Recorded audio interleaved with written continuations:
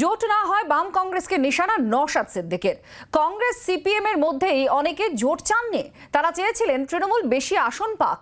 সেই কারণেই বাম কংগ্রেস আইএসএফ জোট হয়নি, এই মন্তব্য আইএসএফ বিধায়কের। কংগ্রেস আর সিপিএম এর দিকে নিশানা করছেন নওশাদ সিদ্দিকী। বাম কংগ্রেস আইএসএফ এ জোট না হওয়ার পেছনে মূল যে দায় সেটা বাম আর কংগ্রেসকেই তিনি দিচ্ছেন, তিনি দায়ী করছেন তাদের। কি বলছেন নওশাদ সিদ্দিকী আপনাদের শোনাবো। চেয়েছিলাম জোট হলে তো বিজেপি তৃণমূল এই 12টা আর 29টা ওরা পেতো না, আমরা জোটেই বেশি সংখ্যার সিট পেতাম, কিন্তু অনেকে চাইনি। তৃণমূল দায়টা কার? দেখুন, প্রথম কংগ্রেস ছিল, অধীরবাবু তো বেরিয়ে গিয়েছিল, তারপর লেফট ফ্রন্ট আমাদের সাথে জোট করেনি। অনেকে হয়তো এই তৃণমূলের 29টা পাইয়ে দেওয়ার জন্য হয়তো রাজনীতি করেছে। সে কংগ্রেস তৃণমূলের ওই কংগ্রেস আর সিপিএম এর মধ্যে খুঁজলে হয়তো লেফট ফ্রন্টের মধ্যে খুঁজলে পাওয়া যাবে।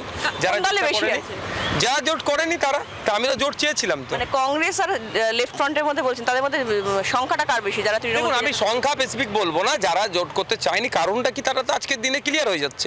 এমন অনেক সিট আছে যে সিটে ভোট কাটাকাটিতে বিজেপি জিতেছে, নাহলে বিজেপি 10টা নিচে নেবে যেত, 8টাই দাঁড়িয়ে যেত। এমনও আছে তৃণমূল কংগ্রেস আরও নিচে নেবে যেত, 29টা কোথায় 20 টপকাতে পারতো না যদি আমরা জোট করতাম, কিন্তু দুঃখের বিষয় সেটা করেনি। শ্রেয়সী আমাদের প্রতিনিধির সঙ্গে আছেন, আমরা শ্রেয়সীর সঙ্গে এই নিয়ে কথা বলবো। শ্রেয়সী, কেন ভোটের রেজাল্টের পর আইএসএফ বিধায়ক তিনি সরাসরি জোট না হওয়ার জন্য বাম আর কংগ্রেসকে দায়ী করছেন? বলছেন তারাই নাকি চেয়েছে তৃণমূলের বেশি আসন হোক। একেবারে দেখো, তার স্পষ্ট বক্তব্য তৃণমূলের এই যে 29টা আসন পাইয়ে দেওয়া, সেটা তার বক্তব্যতে পাইয়ে দেওয়ার পেছনে কিন্তু সেক্ষেত্রে বাম এবং কংগ্রেসের মধ্যে থাকা লোকেরাও রয়েছে যারা জোটটা করতে দেয়নি। এবং তিনি যেটা স্পষ্ট অভিযোগ করছেন, এই লোক নির্দিষ্ট করে তিনি নাম বলছেন না, কিন্তু দুটো দলের বিরুদ্ধেই তার অভিযোগ যে এই দুটো দলই কিন্তু দলের মধ্যে বেশ কিছু মানুষ ছিলেন যারা চেয়েছিলেন যে তৃণমূল বেশি আসন পাক, সেই জন্যই তারা জোটটা করতে দেননি। কারণ তার বক্তব্য হচ্ছে এই জোটটা যদি হতো তাহলে সেক্ষেত্রে কিন্তু এই ফল হতো না।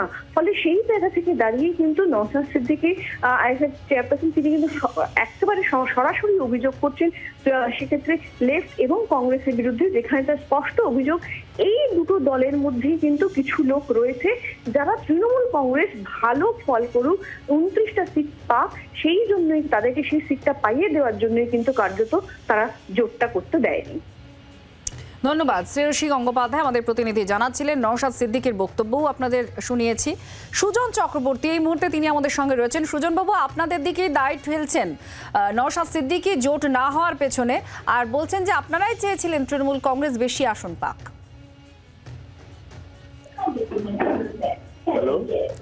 হ্যাঁ, আপনার প্রতিক্রিয়া একটু জানতে চাইছিলাম, শুনতে পেয়েছেন? নওশাদ সিদ্দিকী একদিন এক একটা কথা বলবেন আর তার উত্তর আমাকে দিতে হবে কেন আমি জানি না।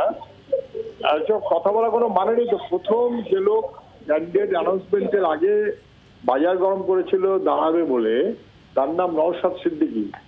তিনি মাঝ রাস্তায় চলে গেছেন, তার উত্তর আজ পর্যন্ত দেননি। কার কথায় দাঁড়াবেন বলেছিলেন আর কার কথায় চলে গেলেন?